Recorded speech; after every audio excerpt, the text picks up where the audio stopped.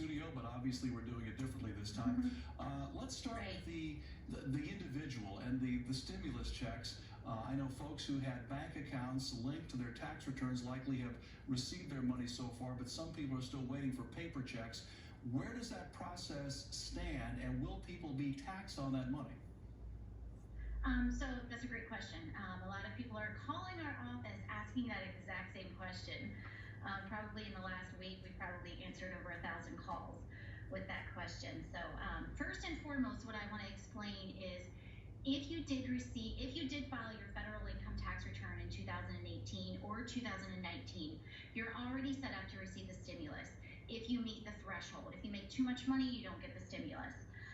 So one of the things that's really confusing to people is, and we get this phone call, there's something when you go to file your taxes, you have your tax preparation fees come right out of your refund. You don't pay the tax pro anything. It comes right out of your refund.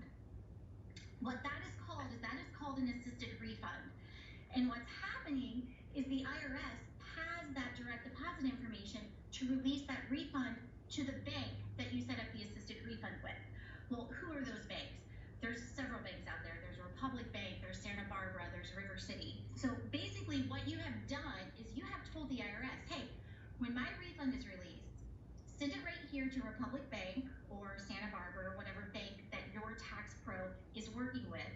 Send it to the bank. What the bank is going to do is the bank is going to pay my tax preparation fee and then release the refund to me.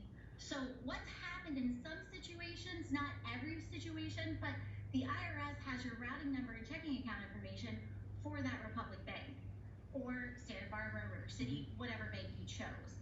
Gotcha. So what's happening in that situation is some of the banks are sending emails and text messages letting the clients know that that happened. So there's a little bit of confusion there, and then what happens from there?